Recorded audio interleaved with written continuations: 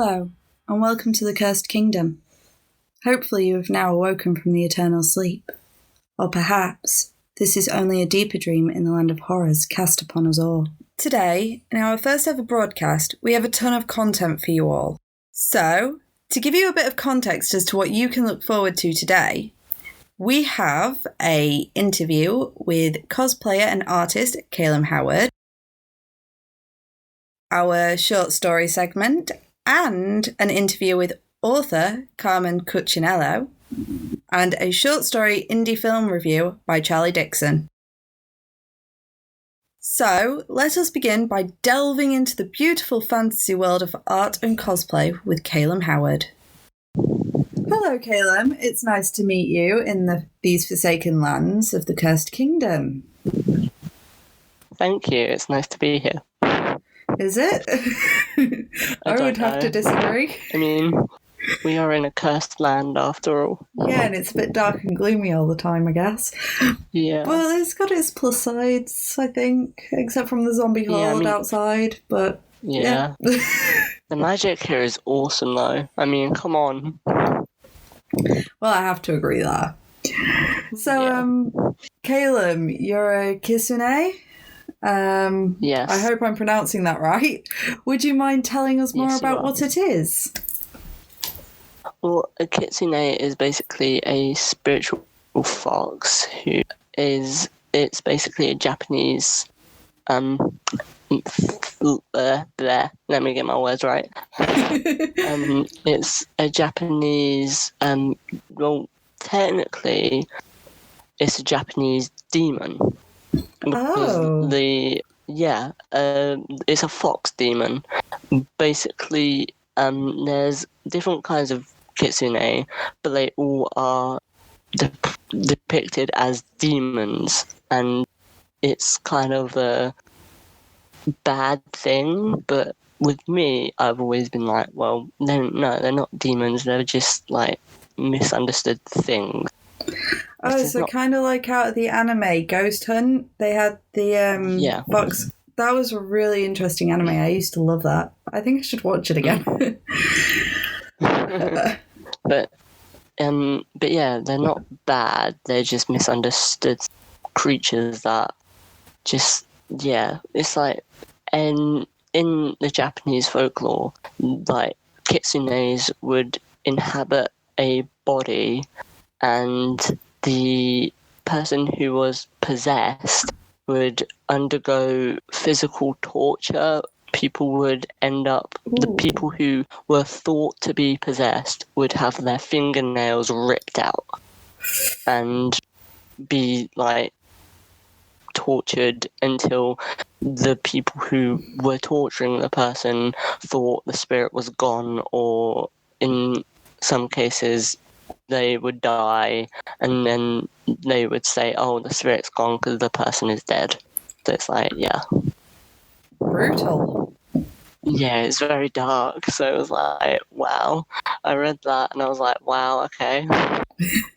No one's doing that to me. I hope not. But then nothing's predictable in these cursed lands. I'd say avoid the zombie horde, so. I mean... So what can a Kitsune do exactly? Like, I remember you mentioning to me that they have magic. Could you expand on that? Oh, yeah. Some of them have... there's 13, I think, species of Kitsune. But I'm more of I'd say my magic is kind of like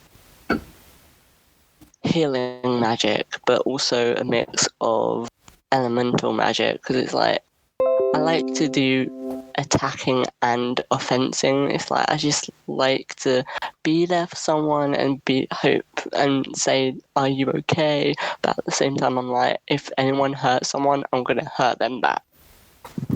Interesting.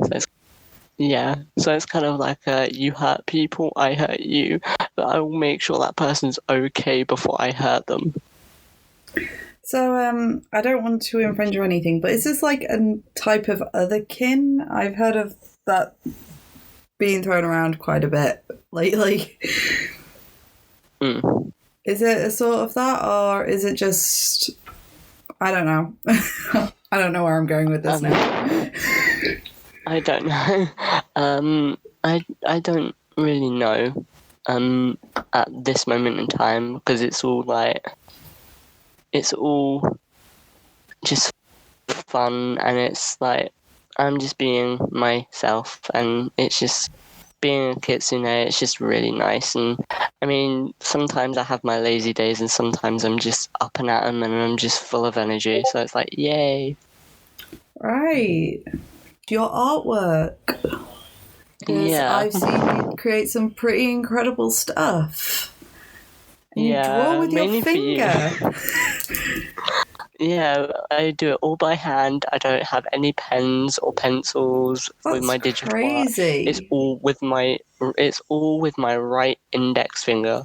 So everything I do is by finger, by literal detail and everything. It's just very... And to be fair, I only did 1 year of art at college, and it weren't digital art. It was more paper and pen and paint. But with me, I've been more drawn to digital art all my life. I've loved digital art because I love anime. I still think it's crazy that you draw with your finger, but then saying that, people used to think I was crazy for drawing with a mouse. Mm-hmm. I now draw with a pen. But yeah, with my art, it's more of... It isn't anime style, but it's more my anime style, like how I can do things, how I see my art, how my art can change and warp. Like, from my art that I did like 2 to 3 years ago is nothing compared to what I can do today. If I was to get some of my old art up, which I could probably find, it would be so like you could see the difference. So it's like, yeah, everyone starts somewhere. Everyone starts somewhere. But the reason why I've gotten good is because I practice and practice and practice, and that's what people don't get. Is with digital art, it's not you can instantly do it because it's more easy on digital. It's not. It is so more detailed than drawing, because you have to layer it, you have to get the shading right, you have to get the actual base coats right, you have to mix, merge, and you just have to have a really good eye for detail, and a lot of also patience. You have to a lot of patience. Like when I'm doing sketching for reference art, and then I do the inking, it takes at least like 2 to 3 hours for me to get a good line and base for the actual art that I do.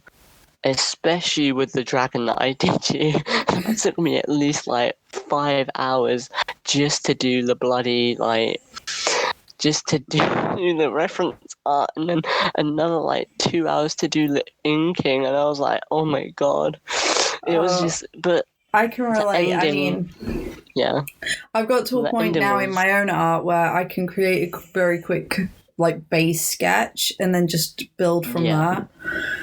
But when I drew the Little Mermaid kissing Batman, that drawing took me 18 hours just to draw it. It was insane, because it all depends on how much detail you want to put in it, doesn't it? Because with a drawing that you do for like, I'd say 2 hours compared to one that you've done for like a few days, that you've been working on for a few days, there's a lot of detail differences.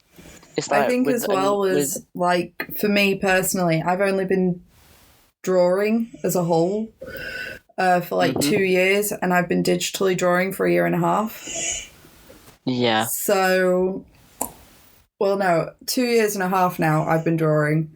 1.5 years I've been digitally drawing. So back when I drew that, I was still in quite an infant stage of digital drawing. And it took me 18 hours of getting frustrated with myself. Having a break, getting frustrated with myself. It's all about just technique, isn't it? Like, with getting the lines right and just getting everything, like, you want it to be perfect. So it's like, if you miss a line or the line is wrong, you just spend like 20 minutes just getting that one line right. Yeah, undo, redo, undo, so annoying. Redraw, undo, redraw. Oh. Yeah. But it is something for budding artists to bear in mind that if you've just started out, don't worry if it's crap. We've all started somewhere. Yeah. I mean, to be fair, I still produce crap at times. I mean, there's a drawing of Edmund that I'm yet to bring out, and I'm not happy with it. I'm just going to kind of get it out there and probably redraw it and do a hell of a lot of alterations to it when I'm not so angry with it. I mean, we're all there, aren't we? Like, some of us with digitalized, it's like you do a piece and then you just look at it and you're like, I could have done so much bloody better. Or you just look at it and you're like, it's perfect one day, and then you come back to it and it's like, I hate this. Why did I draw this? What was the meaning towards this? And then you just, it's more of a, it's kind of a tug of war with feelings with digital art. It's more, you love it one day, you hate it the next, and then it's like, you just love it and hate it, and it's just that's why I love it. It's because you can hate it one day but love it the next, and then it's like when you post it and people get that you get that positive response with like, oh, it's very but good, like I could not do this. It's like it warms you up, and it's just so nice. Yeah. I mean, personally, I specialise in all things not human. Dragons, I can draw. Mermaids and sirens and zombies and anything that is not human, I can draw. But I'm now trying to master drawing people. And with me, it is awful. With me, I cannot draw any animal. Imaginary animals, yes. Anime, yes. People, I'm okay with. If I can get the proportions right, I'm happy. Like, I don't need to. If I can not do hands, then I don't do hands, because I'm very bad at doing hands. I just can't do them to save my life. See, if it was me, a life and death situation. My problem is with people is I can draw a realistic person, each body part separate, but I can't put the body parts together. Yeah. Since it's because that was one of the first things. That was one of the first things that I've discovered that I could draw. Was I just decided I was going to draw my hand, and I just had my left hand there, and I was drawing it, and it looked lifelike. I can draw an eye and make it look lifelike, but I can't put it on a face and make the face look lifelike. It just suddenly I've got one eye up high, one eye too low, one eye too big, one eye too small. Yeah. But both eyes will look amazing on their own. Yeah. It's kind of hilarious. I mean, with eyes, it's just like when I do eyes, if I can do them, here's what I think. If they're not going to be twins, if they're close to sisters, I'm happy. Same with eyebrows. If they're not twins, I'm happy if they're sisters. But like, they don't have to be identical. See, I struggle getting them to look like sisters. I'll have two amazing looking eyes, but they look like they belong to two different people. But that's when copy and paste comes in handy, isn't it? Yeah, it's just when you're happy with the eyebrow, you're just like, I'm just going to copy this, paste this over there. And that is what I love about digital drawing, is you can literally just go, I love that eye, let's just copy it, paste it, move it, sorted. Flip it around to make it even. You can't really do that on paper. No, you can't, because if you that's why I'm saying, that's why people, but at the same time, that's an easy bit of the digital art, is like when you can copy and paste it, but there are people out there who just don't do that, and they're like, I'm going to get this eye right, and I don't care how many times it takes me, I'm going to get it symmetrical. You will not be able to get it symmetrical. There's always going to be flaws to it. The same with paper and pen, there's always going to be flaws to the drawing. You're not going to get it 100% perfect. That's why you copy and paste. Lives, like it saves digital artists' lives. So thank you, copy and paste. Oh, copy and paste is amazing. Love it. Can't live without it. Yeah. So, have you got any tips for any budding artists out there in the digital field? My one tip is just practice. That's the number one tip any digital artist can tell you, is just practice, keep practicing. If you think it's crap, just keep at it. Like, no matter what, even if you're bad, even if you say you're bad at drawing, even if you are like one of the people who are like, draw stick figures, like, one day, if you keep practicing and putting your art to the method and just learn it, like, just look at something and think, what if I do this? What if I do that?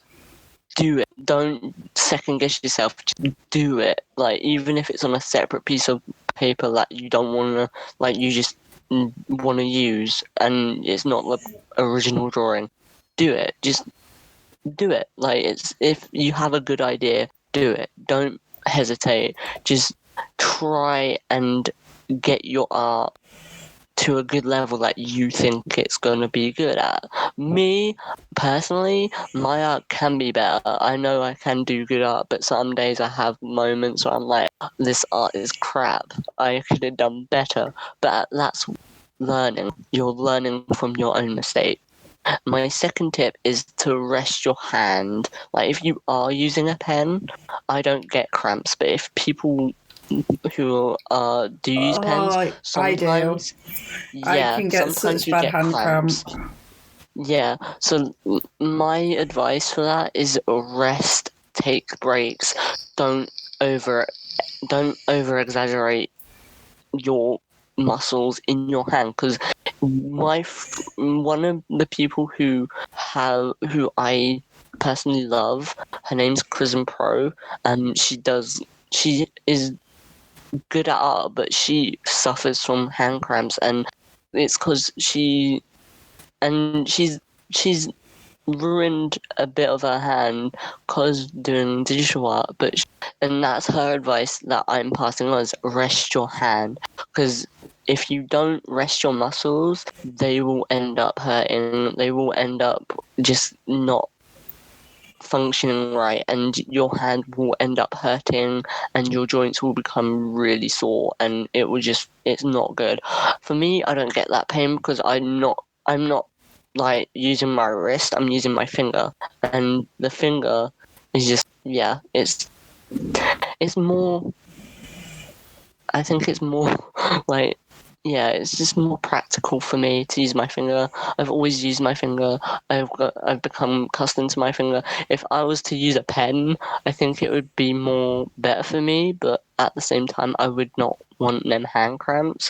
So with my finger, even though I make mistakes, I am more entitled to learning and being like, well, I can do this with my finger. If I was to do this with a pen, yes, it may be much more easier for me, but I just like the way I do my art, and I just like doing it with my finger. So it's like, yeah. And you do create some pretty awesome looking art, to be fair, considering you do it with your finger. Thank you. I mean, there is one tip I will give out for people that use a pen, because I use a Windows Surface. And you know those grips that you can get for your regular pens? They can be a lifesaver. Like, as pretty much like everyone knows, I doubt my audience know, but pretty much everyone in my life knows I have EDS, Endless Danlos Syndrome, type 3. So it has been an absolute savior for me, just having one of them. I always carry it with me. I don't leave it on the pen. I slip it on and off. And it's the best thing I've ever bought for it. And it can actually help you avoid hand cramp as well, because it just helps the pen fit more comfortably in your hand. Well, I think with most people, they don't realise that with my art, I do it with my finger, but the main thing that I use is an app that's free on the App Store, and I do it on my tablet. Like, my tablet is my art. Like, if I was like yeah, I make amazing art, but I do it on my tablet. I don't do it on a computer or a laptop or a massive tablet, like an art tablet. I do it on a regular crappy Android tablet, and with an actual free art app that's out there. It's called Sketch, and it's just a free app, and I do my art on that. I don't use Photoshop. I don't use any of the actual like mainstream art apps. I use literally a bootleg app that is generally just so fantastic. Well, if it works for you, then it works for you. Personally, Yeah, I use Photoshop and I use a Surface Go because it also has my portfolio so that I don't have to carry a shit ton of books. Yeah. But with me, I just couldn't get the hang of Photoshop. I'm a really bad simpleton. Like, if it's not really simple, I will not get it. So with Photoshop, I used to do with art, we had to do both digital and like drawing, but it was mainly drawing. We only had like one digital lesson like every week, so it was pretty bad. So I was so bad at Photoshop, it's unreal. I was literally just could not do it. But on my tablet with my finger, everyone would look at me and be like, why can't you do that on computer? And I'm like, I don't know. Like, I do not know. I'm sorry, I cannot be perfect, okay? But it's just like, yeah, my teacher would always be like, well, you can try and practice. And I'm like, I can't do it with a mouse. I just can't. There's no use for me with a mouse. Like, if it's a pen, meh. If it's my finger, I'm happy. Like, it's just the amount of practice I've had with my finger. So it's just, yeah. So yeah, tips for any budding artist is practice, perseverance, and rest your hand. And a good imagination. Oh yeah, you've got to have that.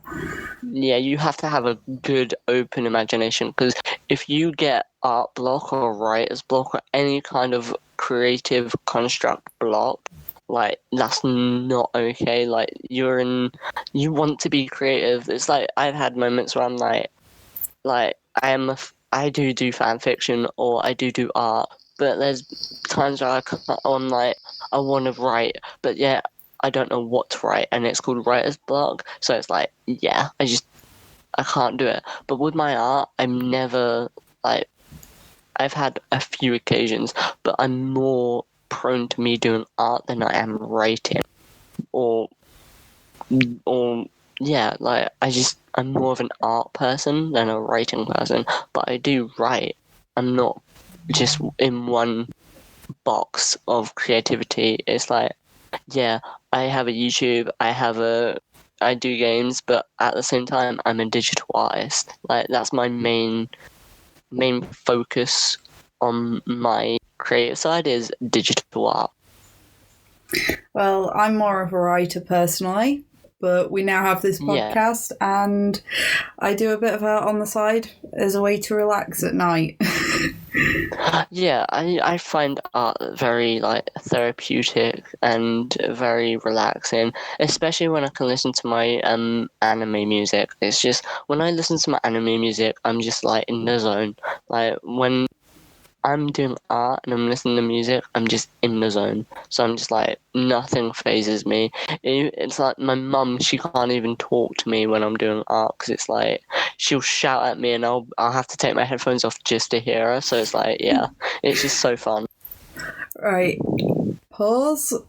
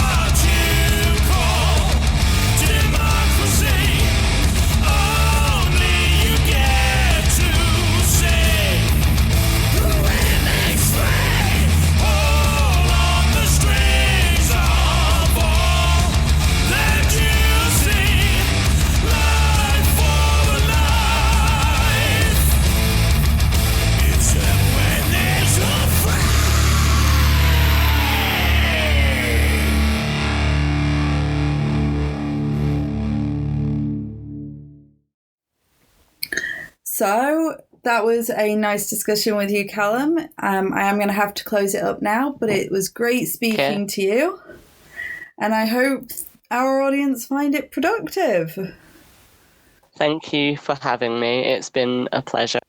It has been a pleasure having you here. Have a nice evening.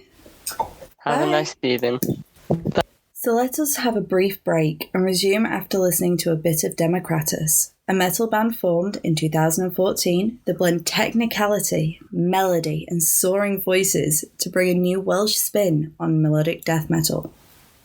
They were forged from dragon's fire and Celtic passion, so please enjoy the song For a Life. If you liked what you just heard, you can find more on their Facebook page and YouTube channel. All links will be available in the description down below. Now let us wander into the realm of the fantastic, and the mythical and the incredible, with the short story, Errant Sky, by Stephen Landry. Nothing worth having is easily obtained. The engines kicked into neutral as the M drive began to cool down. We were waking up from stasis, 8 months in a frozen state. We were in drift, just as we passed the dark side of the moon.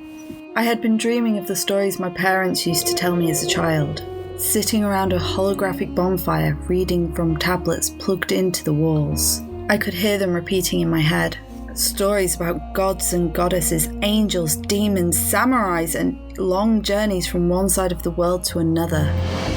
They had told me stories of warriors that battled dragons and monkeys that flew on and above the clouds. I lost both my parents during an uprising. We were trying to flee the station where we lived. I made it out and onto a colonisation ship. Because of them. I spent the best part of my childhood as a refugee, trying not to starve or be thrown out an airlock. The ship was cold, freezing. It was hard to move at first. I put on my black cargo pants and a white t-shirt that read, "Karma Kills." My clothing was casual, but sewn with bulletproof fibres, so it could take a beating. It would also help to protect me if I lost my heavy combat armour. The air was stale, as the air filters had just been powered on in our area of the ship.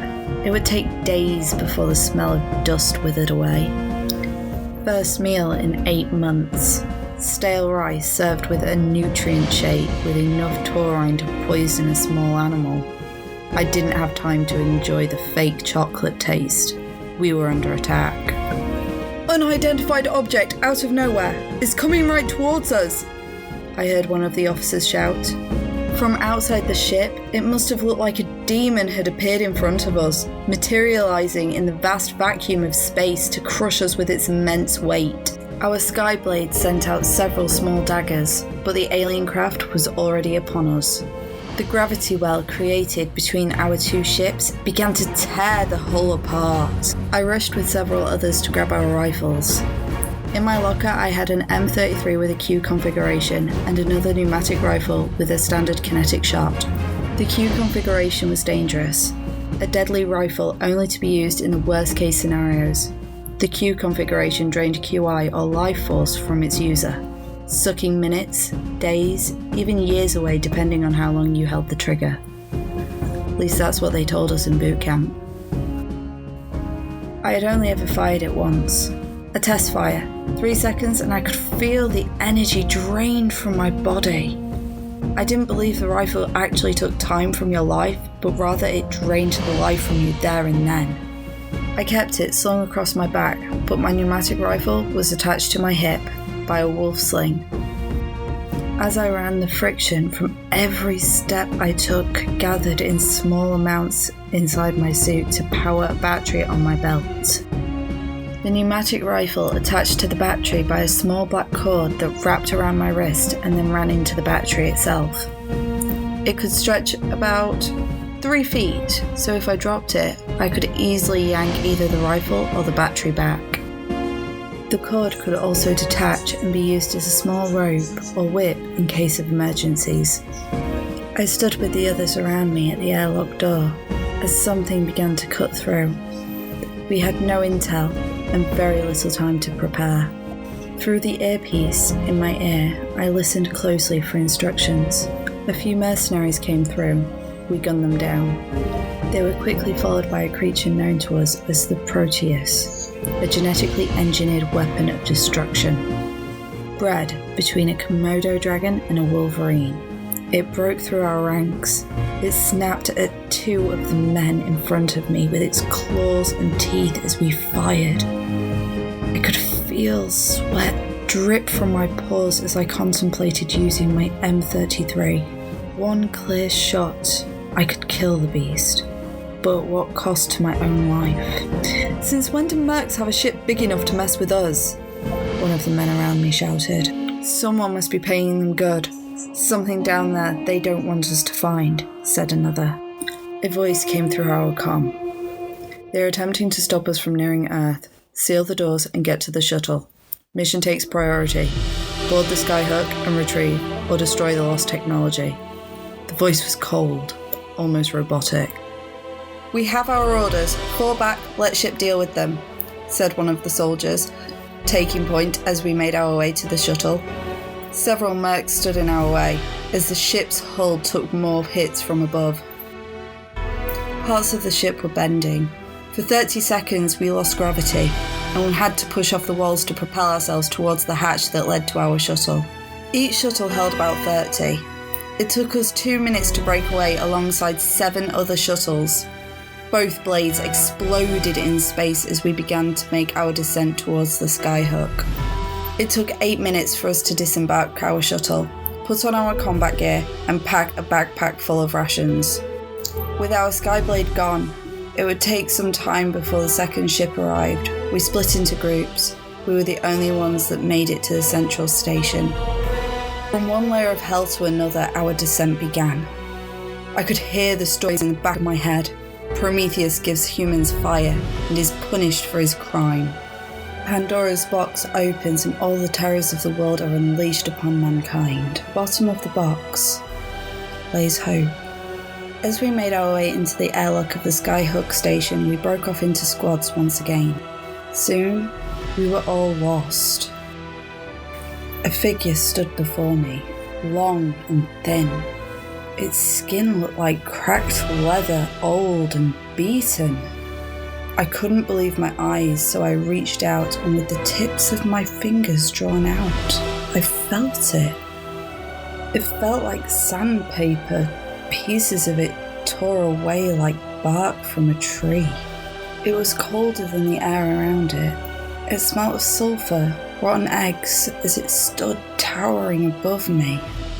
The giant faded away just as quickly as it had appeared. Gone. There was nothing but dust. I breathed relief. I continued down the dark corridor. A part of me was afraid, but this is what I had been trained for. It appeared again. For a moment, I felt like it was staring towards me with shallow, black eyes, squeezing the sides of my soul. Some force from the other side tearing at my heart. I wanted to scream. I steadied my rifle in my hands. It would have been useless to fire. The energy blast from my weapon could tear through human flesh like tissue paper, but the giants were something else. Ghosts. Leftovers from the old world. I stood downwind from the husk of the creature now as it ignored me and turned away. I was Bren of the 13th Squad, born of the sky. My loyalties were to the Authority. I came to this dying world to salvage tech from the Skyhook. 96,000 miles above the Earth. Mission failure. I let the words roll from my tongue and through my comm as loud as I could. My voice sounding no louder than a whisper through the breather that covered my face. No one could hear me, at least no one answered back. Half my squad was dead or dying, and the other half was lost in the abyss, divided by the 10,000 ropes and layers that make up the central station we came aboard. Our mission was straightforward.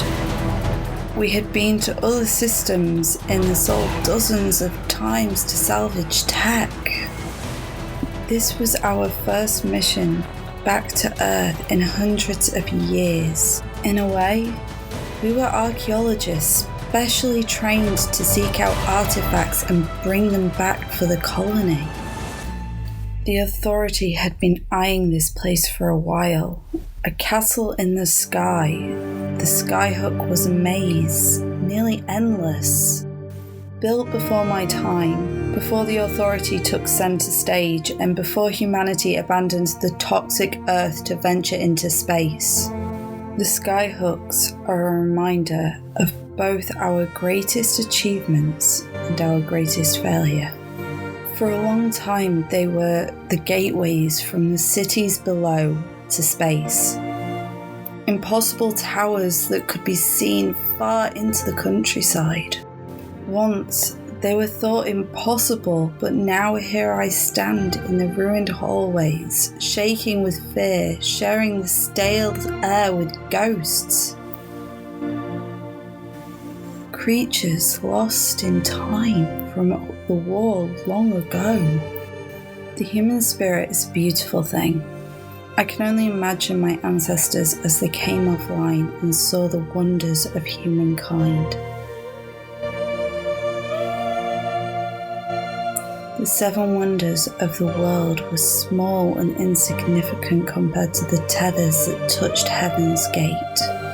Once they all had names. These mass graves were alive and full of life. 10,000 stories filled with companies of men and women who, like the Vikings of old, gathered and feasted, raising their arms to Valhalla. Far from their homes, they lived in no man's land, in the sky. They were the first off-world colonists. It took an entire society to keep the sky from falling.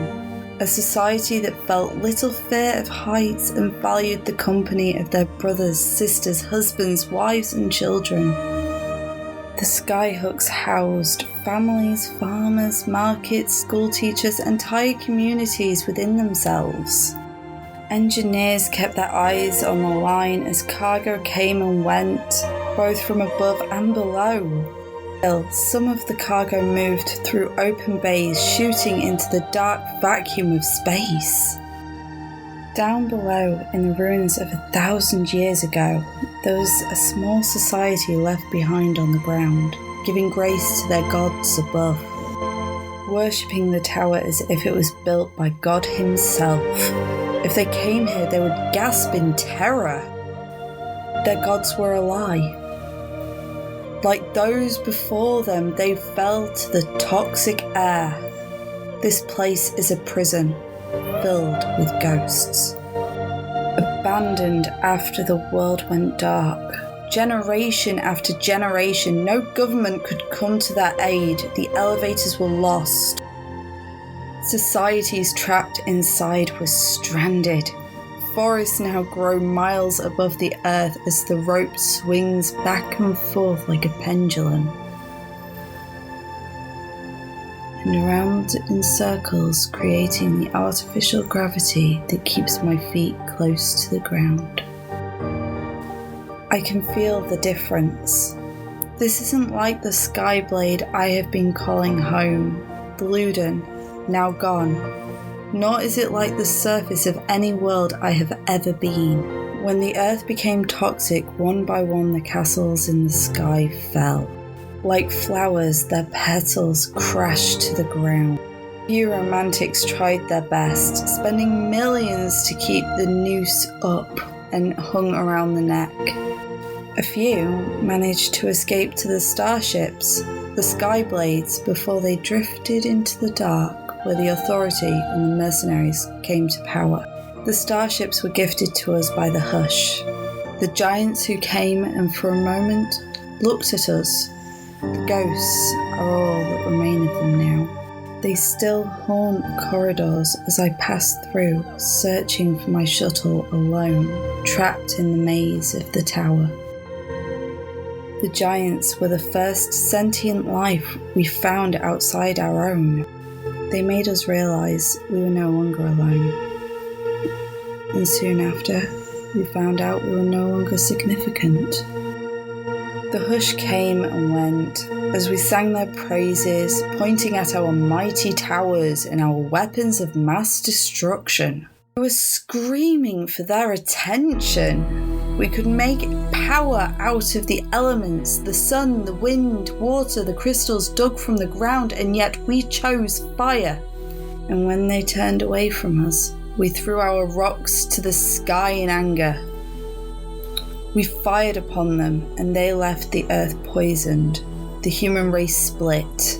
Some stories say we destroyed all of them, and all that is left are the spirits that wander, like the quiet thin beast that stood before me.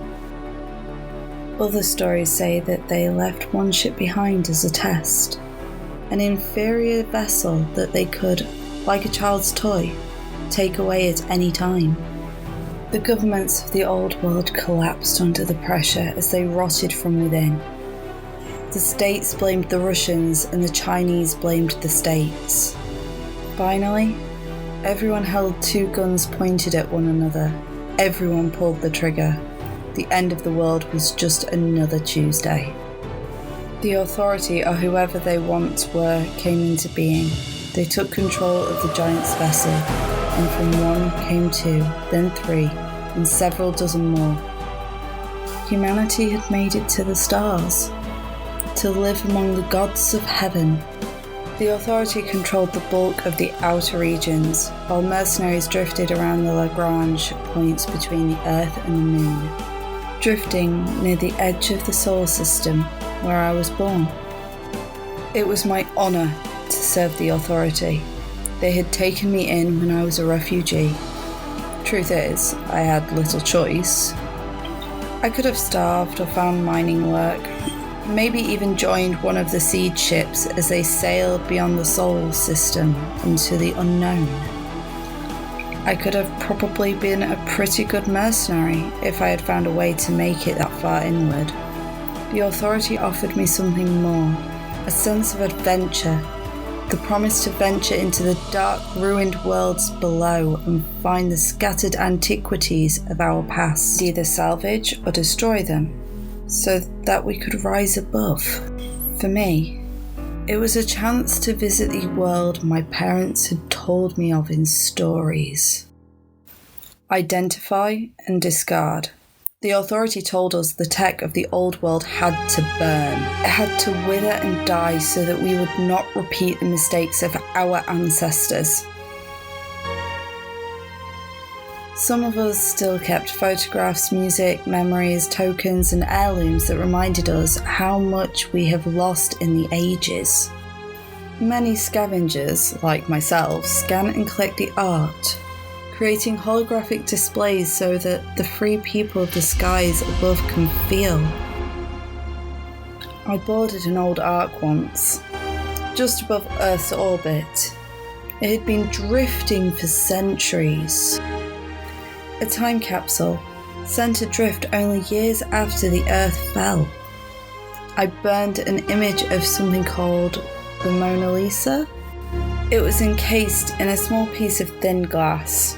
When I took it out, it crumbled into pieces. I burned sculptures of thin men, oil paintings of men in white robes. Empathy comes with a high price. Many of these scans are sold on the black market or the virtual world. It was my honour to serve the Authority, but my life required I do more. Many of the technologies I find seem like magic. It seemed obvious to me that once our kind had been more forgiving than we are now. I knew the stakes. Should the Authority ever catch wind of what it was I was doing, I would be stripped of my honour and executed.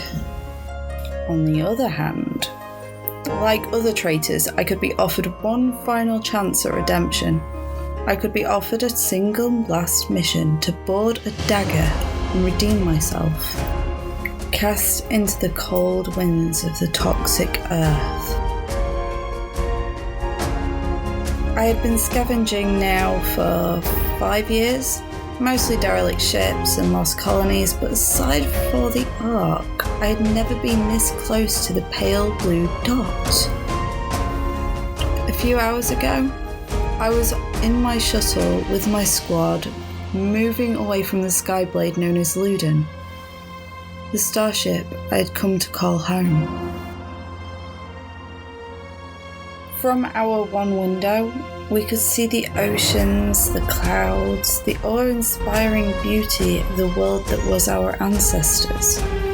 So close for a moment we could even imagine what it would be like to breathe real air. Then there was darkness. First bad food, followed by mechs and monsters. 8 months ago, a drone had revealed a trove of technology recently activated inside the elevator's central station. The central station was the size of a city. We found it mostly in ruin, and we were caught off guard by the station's security. One by one, we were separated. The station was defending itself, locking and unlocking doors, separating us and leading others into traps. The station was fighting us like we were some kind of disease. Hours lost in the station's maze, and then I saw it. The creature, the giant, the ghost. The station unlocked a door behind me, as if it was telling me to move away. As if trying to protect me. An apology for having at first turned against me. No, more like trying to protect the creature. I stand my ground. I am already lost. My soul damned. I scan the creature, the ghost. I record every second of it. It turns with black eyes, staring through me again. I look down the sight of my rifle. 100%, the video feed has been uploaded. Everyone will know. This won't be something I can easily hide. My name and my ID are written all over it. I fire. The first shot phases through the giant who begins moving towards me. The second shot grazes the side. The third shot penetrates its chest. It falls to the ground. The lights from the station flicker. I feel an electromagnetic pulse come from below. My vision blurs. From the darkness behind, crawling out from under the leathery skin, emerges a young girl in rags. She's wounded. My first shot had missed the creature and hit her. She is human. The second figure emerges from behind her on 4 legs. A familiar, her familiar, attached to her by a thin black cord like a leash. It looks like a monster from folklore. A chimera with the body of a dragon and a hound built from the debris found lying around us. Slowly, it lets out a streak and begins growing as its eyes glow red. She's crying, injured from the bullet wound. I aim my rifle at the creature while keeping my eyes on the young girl. She is telling her familiar not to attack. I see my reflection behind the dust on the wall. Black blood pours from my eyes down to my wrists. I don't look how I remember. My eyes are solid black. I can see the veins under my skin rise and fall as my heart beats faster and faster. I hear the words of the authority echo in my head. The mission. The human race cannot be allowed to repeat the mistakes of their past. My feed continues to upload. Soon everyone will see what I see. I lower my rifle and let it fall back to my side. I betray the authority and the word above. The young woman climbs her familiar, and they disappear into the hallway. Slowly, I remove the breather from my face. The skyhook ventilation ran all the way down to earth. I take in as much of the air as I can, filling my lungs, my first breath of clean air. The air is no longer toxic, and soon everyone will know what happened here. Everyone will know. We are not the last. Both the authority and mercenaries will be coming for me soon. The only way I'm going to survive now is by going down. Well, that short story took a bit longer to read than I thought it would. But I hope you enjoyed it nonetheless. And don't forget that that story was Errant Skies by Stephen Landry. So now let us take a quick break, listen to some more of Democritus with Furious Horde, and we will resume shortly with another short story.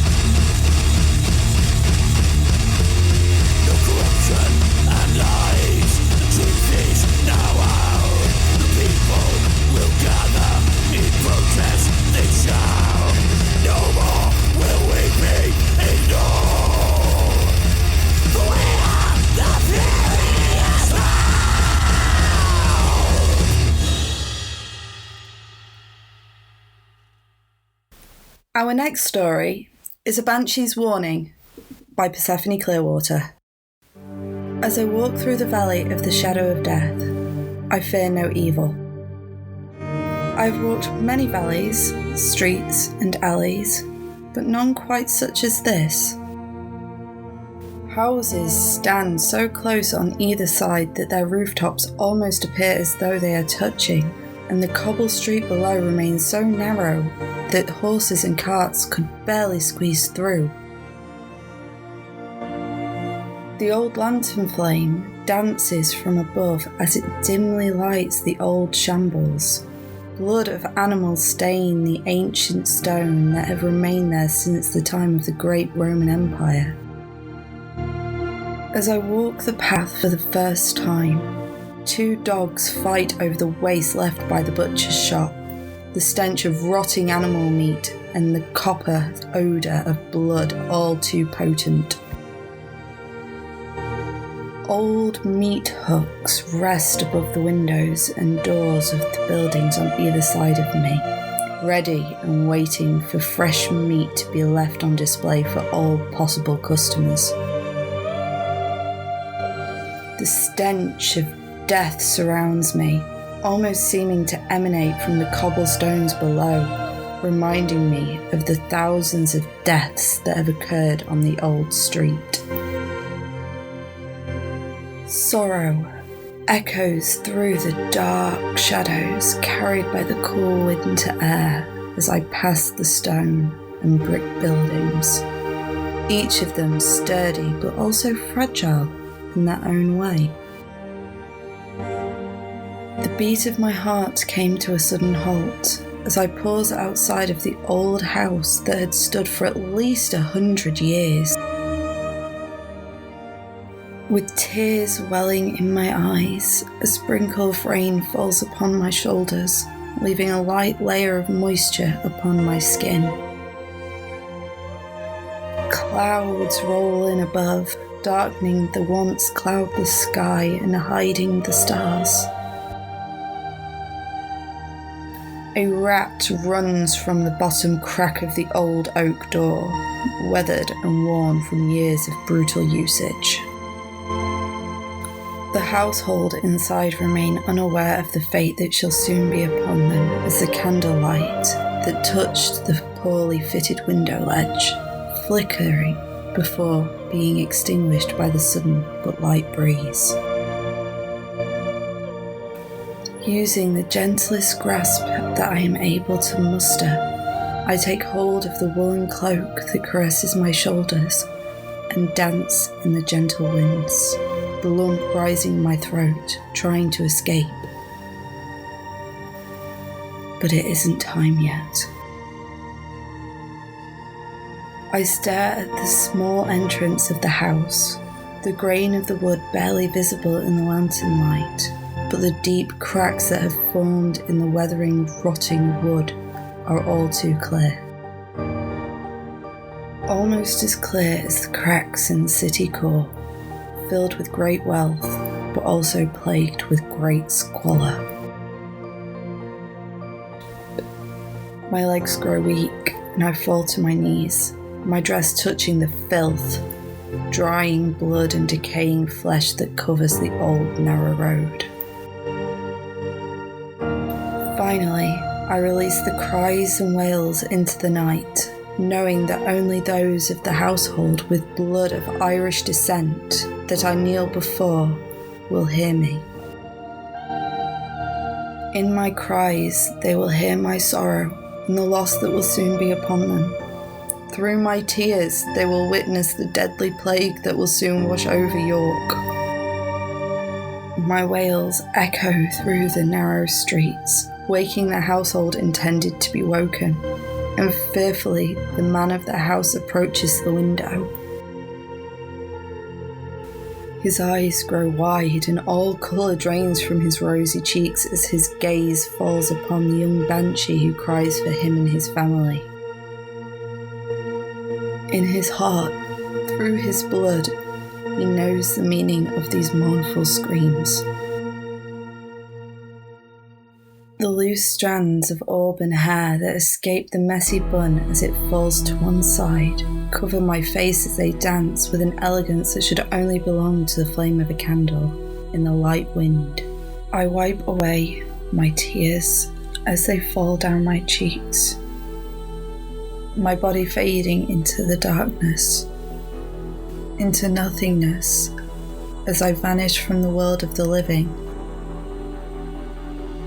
leaving the household with the warning intended for them, knowing that it shall have caused them fear and dread. Entering the land of the dead once again, where souls pass through as they travel to the other side, and those trapped in purgatory remain, guiding the spirits of the living to where they are destined to be. Though I enter the darkness for only a brief moment, in the world of the living, a day will already be close to passing. The stars twinkle around me, piercing through the darkness and providing me with enough light as I walk along the path of stardust. Through another door I pass, and restlessly return to the land of the living, though for myself only a few moments have passed since I walked the streets of York. In the living world, days have gone by.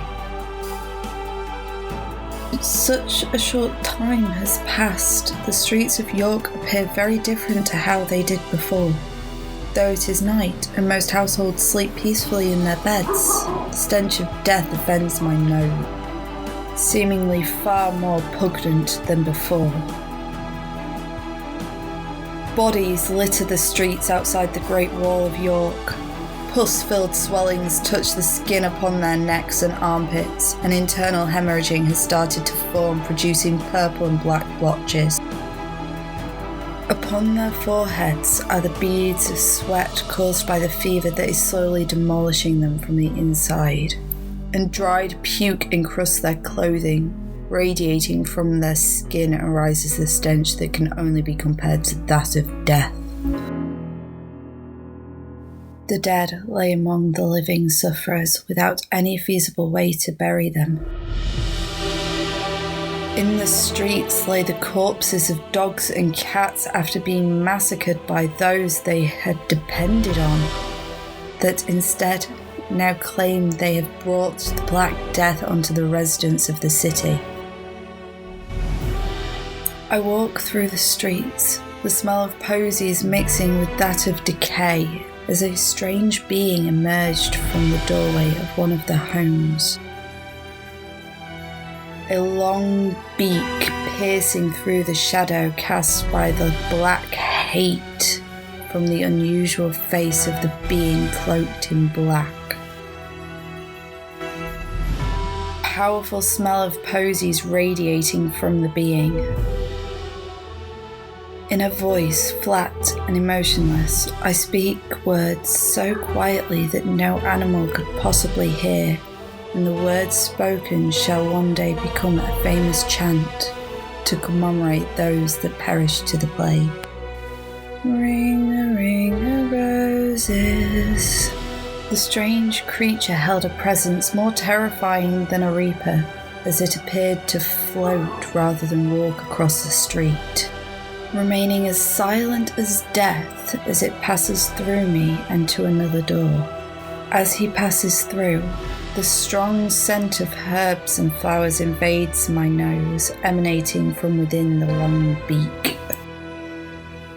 It knocks upon the old wood, and quickly it opened to reveal a young woman with deep bags caressing the bottom of her eyes, telling a story of a terrible and fearful night. "Hello, Doctor.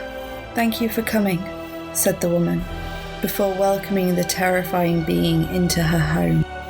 The creature is a plague doctor, asked to go from house to house, coming into close contact with the sick and diagnose whether or not the sickness the ill are suffering with is the fatal Black Death. A pocket full of posies.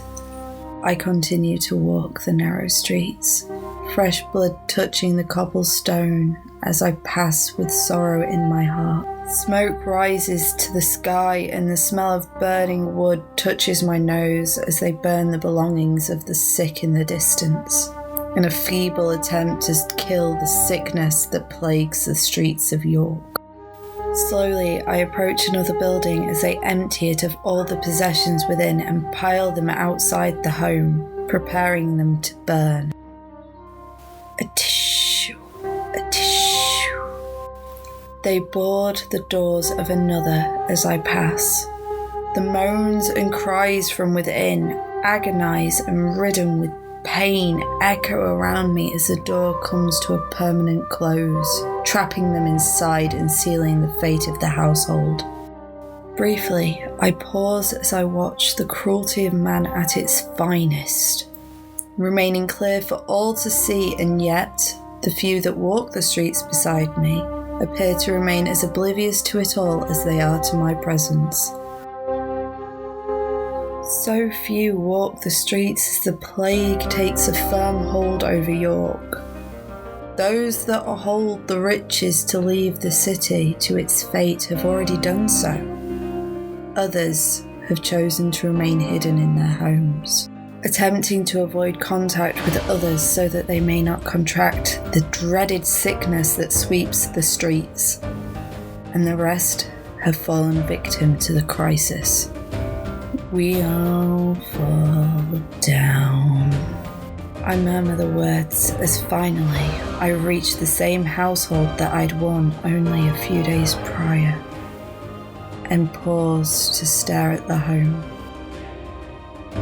This time, I shall not remain outside of the home and cry, but instead, I enter through the door that the healthy have started to board up, to stop the sickness from leaving or stopping anyone from coming into contact with them. The words I have spoken are true, for this is just one of many households that has fallen. With silent footsteps, I walk up the narrow stairs and approach the door, before slowly pushing it open to reveal where the man lay, with what almost appears like a drunken stupor. With blackened fingertips and an almost corpse-like stiffness, he reaches out to me, his desperate brown eyes pleading for mercy. His body so weak and pain-ridden that he wants all to end. It is all too clear to see within the silent pleas and cries.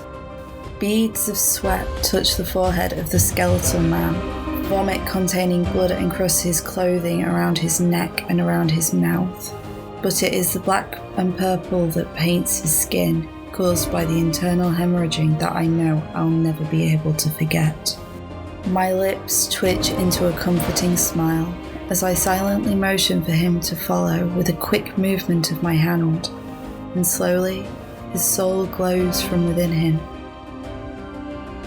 It's a gradual process, moving on from life and into the land of the dead as the soul glows and shimmers, slowly cutting the cord that has kept it bound to the body. It's almost an exact replica of giving birth, only in reverse. The mother must push the baby from her womb, using her muscles and experiencing some of the worst pain imaginable. For the soul, that will come soon, but for now, it must cut the umbilical cord. The soul begins to shimmer brighter and brighter before finally leaving the body it has been bound to for so many years, and out of the corpse steps a young man. No longer does he appear deathly ill, but instead he looks as healthy as when I first came to warn him of the passing of his household. His blue eyes shimmer in the light as he approaches, shortly accompanied by his wife and son. I turn down the small corridor and glance into the room where the young girl plays happily. She hasn't been touched by the sickness, and she won't be. It isn't the destiny of this British Rose to die of the plague, for her fate shall be far worse in many years to come. But for now I leave her to play, knowing she will find a way to escape the house and fend for herself. I have to see that my job is completed as I lead the spirits into the land of the dead. Surrounded by sparkling stars once again, walking upon a path of stardust, I guide them to the mighty glowing silver gates, where fluffy clouds appear to be on the other side, though I am uncertain. Never have I seen, nor shall I ever see the other side of the gates, though I long to. This is where I leave them, in front of a man with a book, where he will decide whether or not they shall pass the gates or fall into a fiery depth. Though I needn't, I return to York, feeling myself attached to death like a moth to a flame. Perhaps I am just overly curious or fascinated by the process of death that the living doesn't see, or maybe it is something more. It has been months now since the plague began, and the reapers remain hard at work before the winter months come and the plague vanishes, almost as quickly as it came. Many have perished to the sickness that invaded the narrow streets and passed through like an unstoppable force. The few who still suffer with the sickness are few and far between. The citizens hope that they shall be the last of the casualties. Slowly I walk through the bustling streets. The smell of posies remains strong in the air as the citizens carry them, believing that the sickness is spread through bad smells. Though if that were the case, then the city of York would have never stood long enough, for its stench is far worse than anywhere I have ever been. Bodies have been gathered, buried into pits, their graves remaining unmarked as York attempts to finally manage its deceased, though the city struggles to find those willing to do so. Curiously, I journey to the nearest parish, knowing that one of the final victims of the plague awaits inside, praying for God to have mercy on his soul. The shadow of the Reaper casts over my body, hiding the sun from my skin as I approach the door, and immediately I know his time is soon to come. The parish appears emptier than it should have been. The two beds either side of the priest are empty, leaving him alone. The shadow moves and looms over the priest, no longer following my steps, and again I witness the beautiful sight of the soul leaving the body, and I can't help but wonder as to where the priest is destined to spend eternity. Shall he too be trapped in purgatory, destined to deliver the souls of the dead to the other side? Whether it be heaven, hell, or purgatory, I am not to know. I return to the outside world once more. The stench of death, feces, and decomposition offending my nose. These streets will soon prosper again, even after the devastation that has swept over the city, despite the cruelty of man that it has revealed. New opportunities shall arise, allowing peasants to become merchants and live lives of better quality. The very thought causes the corners of my lips to twitch, forming a smile. Homes remain boarded, and corpses left within to rot, and as time passes, I shall remain walking in the shadow of the reapers, crying with the grievance of death, and delivering the souls of the fallen.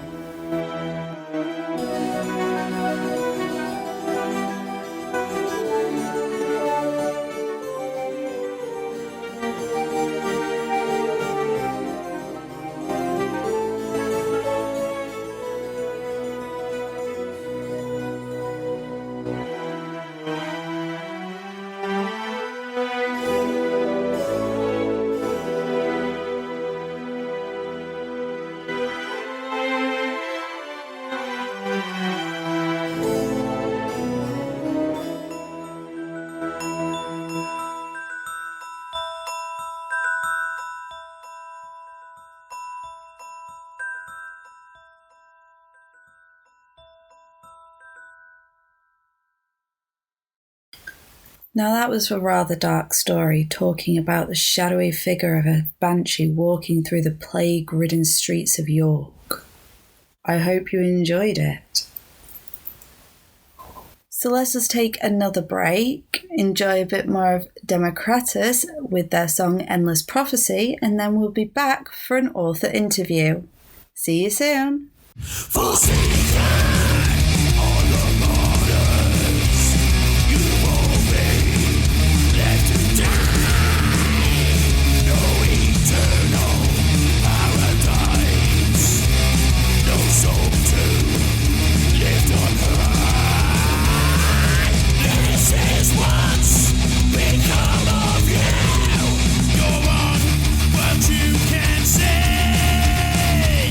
Your time has passed, but we're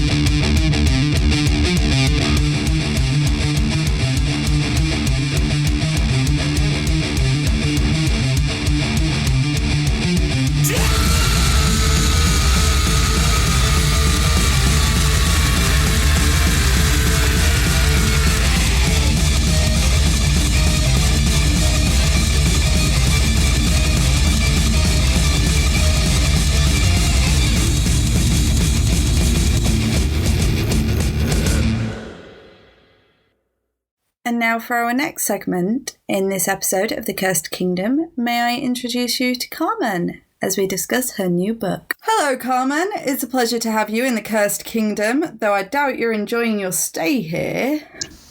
Oh, it's all right. Every day is a little bit gloomy, but we're going to make it fun. I hope so as well. So, I guess we should start with the obvious question for our audience. What's the name of your fantasy teen fiction novel? It is called Wars of End. Cool, very interesting.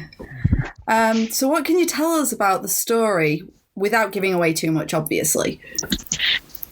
It is a fantasy, but you knew that. Obviously, yeah.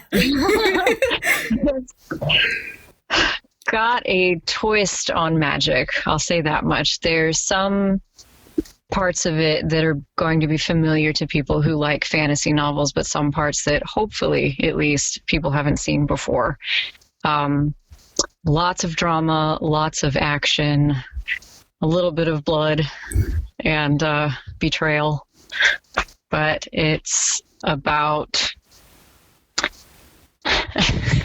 long story short, an evil guy trying to take over the world, and someone's got to stop him. But there's this one race of humanoids that can turn themselves into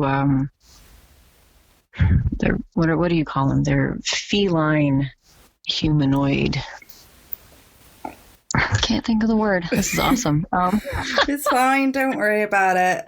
I'm sure we can find out when we read the book. So is it only available on Kindle? Is it a physical book? Do you have any audiobooks? Right now, it is just on the Kindle store. I haven't branched out yet to make it into a hard copy or an audiobook. That one's definitely going to take a lot more effort on my part to have someone read it. Well, I'm pretty sure we would love to, I guess, listen to it as well. I love audiobooks myself. So as long as someone can do it right, if they can give it what it needs to have enough energy behind it, I think that would be really cool. It would sound really cool, I would have thought. So did it take you long to write? That's a loaded question. I started writing this in 5th grade. 5th grade? Wow. So it has changed a lot. It evolved a whole lot. A lot of the main characters stayed the same, but most of the storyline changed. I took a few years off here and there, so it took me all in all probably about 10 to 12 years to write. Bloody hell. Yeah. Here's me. When I write a book, I think I work on it for about a year or two. Okay, so what can you tell us about your creative process then? How did it come about? What inspired it? A friend of mine back in 5th grade and I used to write books together. I guess they were more like short stories because, we were in 5th grade, so there wasn't a whole lot going on in our heads. But well, at least I wasn't the only one that did that then. No. Yeah, we would both have a notebook and we would take turns writing a chapter and collaborating. And so I just decided I wanted to write my own book, and I've always been pretty creative and always had stories in my head, and I decided to write one down. But like I said, I took a couple years off in between editing and writing, and as I got older, I would go back and read the things I had written years before and think, wow, this sounds like a little girl wrote this book. I really need to fix some things. So it was just growing as I grew and changing as I learned what people wanted to read, and the characters would grow with me, I guess. And then sometimes my computer would completely erase an entire chapter and I would scream and be angry and want to throw my laptop across the room. So that caused a lot of the breaks that I took, was just frustration with technology. Oh, it's all right. I actually had something similar happen earlier. with my book. I've been working on the third draft, and a chapter had disappeared, so I redrafted that chapter again, and then it reappeared under the chapter under it. I was just like, what the hell? And it was all highlighted green, and I was like, what? What's going on? So I could completely relate. I swear my computer's haunted. It must be this goddamn curse. So, like, can I ask, what was the hardest, I guess, thing you had to overcome when writing this book? Hardest challenge? Writer's block, definitely. You would get going so well, and sometimes I would sit at my computer for hours and days just writing because I had so much of the story in my head that just needed to come out. And then I would get to this one point and I had nothing left, and I didn't know where it was supposed to go, and I would write something and I would hate it, so I would erase it. And it's just, that's probably the most frustrating thing, because you know what you want to say and you know what your characters are doing and where they're supposed to go, and you just can't get it out the right way. Yeah, it does sound pretty frustrating, I must say. Yeah. Okay, very frustrating. Not pretty, very. And then when you add a newborn baby into the mix, that makes it extra hard, because you can't focus on writing anymore. You have to focus on the baby. Yeah, you can't focus on anything other than the baby for 2 years? And then you get a little bit of a break? Maybe. Never. It's never going to happen, is it? So, are you intending to write a sequel? I did notice that it is book 1 on Amazon. Yes. So.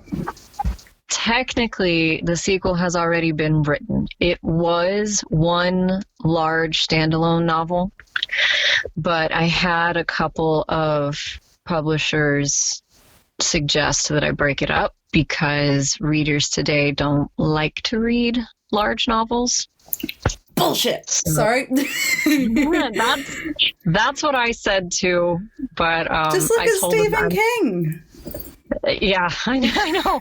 Or Tolkien in his books, those aren't short. But I guess for the audience that it was aiming at, it would have been easier just to split it up. So it took me a long time to bring myself to do that, because I'd spent so much time on it already and I didn't want to split it up. But I figured if it made something easier for somebody or more inclined to want to read it, then I would just do it. So it's already there.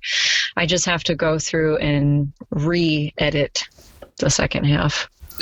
Ooh, so is there any chance that we'll be looking forward to that in the near future? Yes, especially since my husband today told me I need to sit down tonight and work on it. Well, you've got a good husband there then. So he likes it. What can we expect in the future then? Are there any little hints or spoilers you can give us?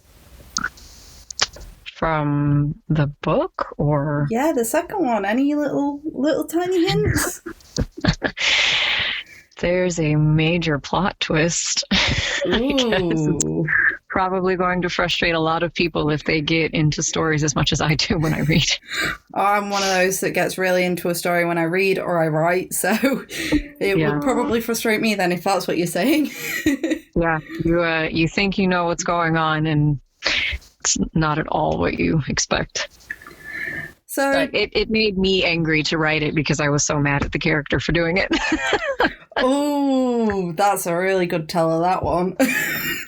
So basically, just don't trust any characters in your book. Got it. Pretty much. Yeah, except for the main character. She's pretty cool. Right. So, did you base any of your characters on real people in real life? Maybe subconsciously, but nobody in my life knows how to do magic, so... It would be cool if they did, though. And I'm pretty sure nobody in my life can turn into a 8-foot feline humanoid. It'd still be cool if they could, though. That would be really cool. And that's probably, honestly, that's probably where the whole idea started, is because I really wanted to be able to do that when I was a kid. Well, I can't really blame you. It sounds like a really cool superpower. Like, can you imagine that? It would be awesome. All the strength and the agility of a cat plus magic. The Amazon links for Carmen's book, War of End, will be available in the description down below. Now, let us take a quick break yet again and listen to a bit more of Democritus with their song Deity.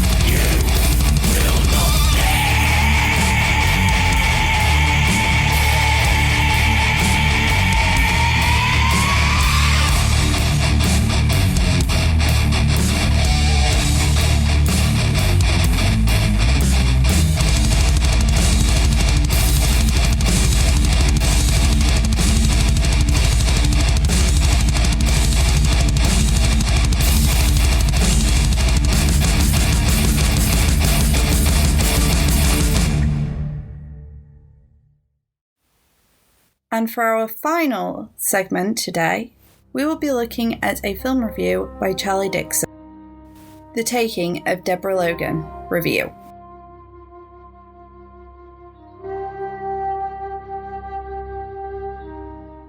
Hey all, here's a review on a film I just recently watched. Let me break down the plot for you.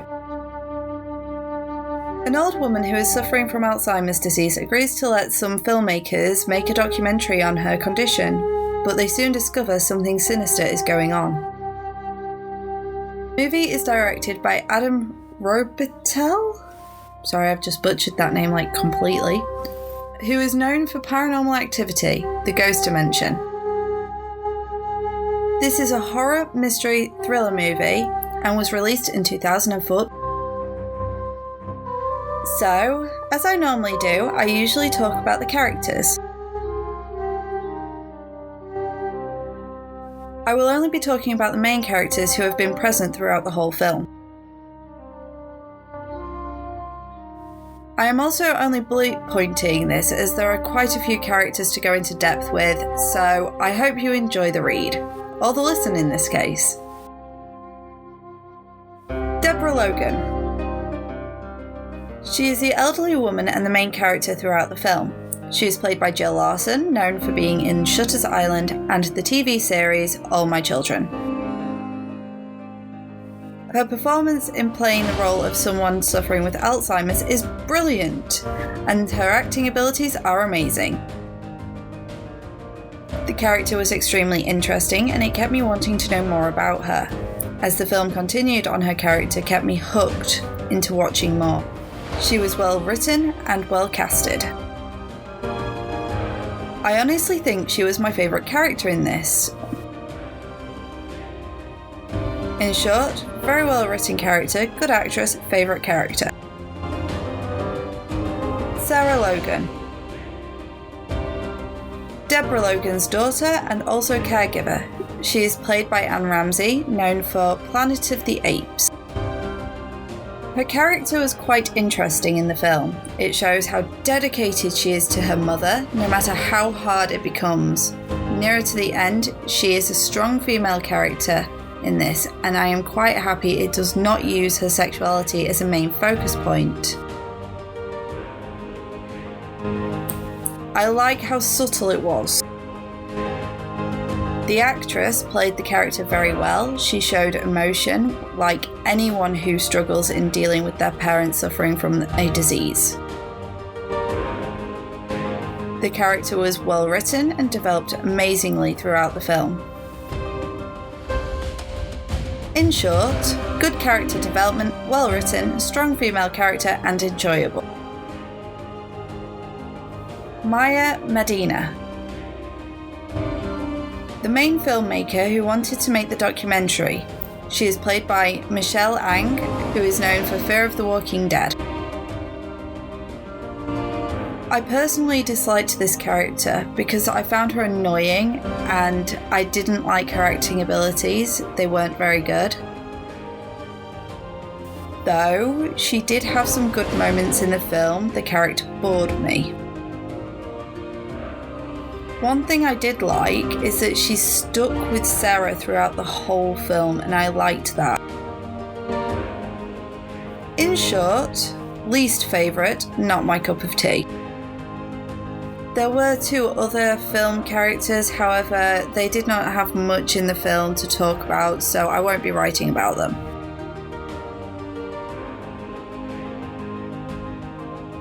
The friend and neighbour of Deborah, who is played by Ryan Cutrona, who is known for Cha-Anglin.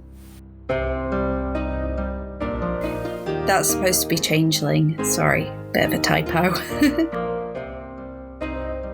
Despite this character not having much screen time, etc., he was pretty interesting as a character. I enjoyed the unknown about him and watching his character develop suddenly at the end. The actor was quite good and played his role well. In short, good character development, decent actor, well acted. Warning alert, as of this point, there will be spoilers. So if you haven't watched it and you intend to watch it, I suggest you stop listening. I really loved the hospital scene near the end, where Deborah takes a young girl who suffers from cancer. Now, a few people are looking for her. There was a few good jump scares that really got me. I liked the atmosphere as well. It fitted quite nicely with what was happening. Though I did dislike the scene where Deborah was standing at the window just staring out, as I knew something was obviously going to happen, and I did not feel scared with that scene. I would recommend this film to those who enjoy a good jump scare and enjoy watching films with a camera point of view. I personally loved this film, and it was an amazing storyline, very good character. It had good atmosphere and the jump scares were great. I rate this film a 9 out of 10. And that brings us to the end of our show. I hope you enjoyed the first episode during these dark times. Perhaps it brought you some entertainment so that this curse needn't feel so tedious and punishing. Or perhaps it bored you to tears, made your ears bleed, and was even more torturous than the dreaded silence. Whichever it was, don't forget to tune in next week.